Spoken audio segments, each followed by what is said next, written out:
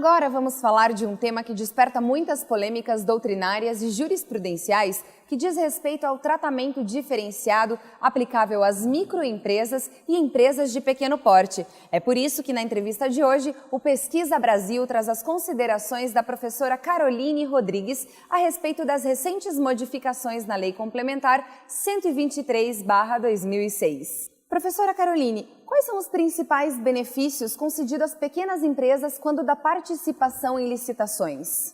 Muito bem, Caroline. A Lei Complementar 123 de 2006, que é o Estatuto das Micro e Pequenas Empresas, trouxe uma série de benefícios aos pequenos empresários, tanto em relação ao acesso ao mercado, questões trabalhistas, tributárias e também em relação às licitações.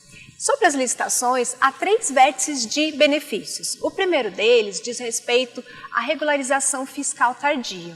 Ou seja, a pequena ou microempresa que tiver algum defeito na documentação que é exigida no edital, pode, após ser declarado vencedor, após 5 dias de declaração de vencedor, apresentar a regularidade fiscal plena. Porém, é importante ressaltar que a lei complementar não faculta que a empresa deixe de apresentar algum documento, ela deve apresentar. Porém, a regularidade plena pode ser apresentada após ser declarada vencedora. A segunda questão em relação aos benefícios às micro e pequenas empresas para as licitações é o direito de preferência na contratação e também o empate ficto. A lei complementar estabeleceu uma questão que seria em relação ao que ela pode considerar como empate ficto para essas micro e pequenas empresas. Estão empatadas aquelas empresas que apresentarem o valor de até 10% superior ao menor preço apresentado nas licitações, se apresentado por uma grande ou uma média empresa. No caso do pregão, esse percentual é de 5%. Nesse caso, a lei permite o quê? Que essas empresas reduzam o valor delas apresentado para cobrir aquela oferta mais bem colocada. A terceira espécie de benefícios apresentados às micro e pequenas empresas refere-se ao tratamento diferenciado e simplificado. E o que seria isso, Caroline? Seria a subcontratação de micro ou pequenas empresas no caso de obras e serviços, a cota de até 25% no caso de aquisições de bens de natureza divisível e a principal delas, que seria a destinação de licitações exclusivas às micro e pequenas empresas, no valor de até R$80 mil para lotes ou grupos de licitação. Certo.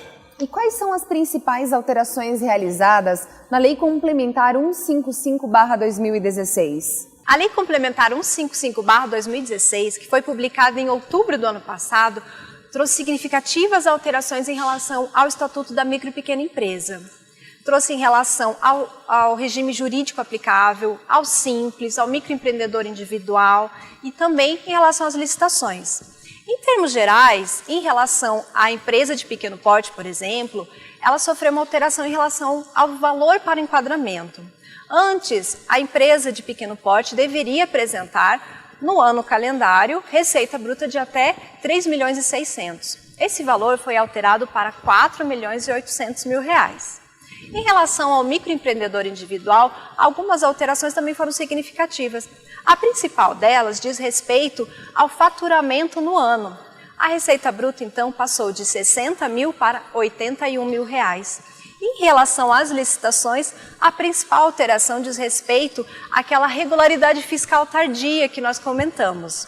Agora, também foram incluídas as questões em relação à regularidade trabalhista, ou seja, se o micro ou pequeno empresário tiver algum defeito na documentação trabalhista, ele também terá o prazo de até 5 dias após ser declarado vencedor para apresentar a regularidade trabalhista. E a partir de quando essas modificações vão vigorar, Caroline? O artigo 11 da Lei Complementar 155 trouxe as disposições em relação a quando entram em vigor. Em relação às licitações, entram em vigor todas essas disposições a partir do dia 1º de janeiro de 2018. Certo. Muito obrigada, Caroline, pela sua presença.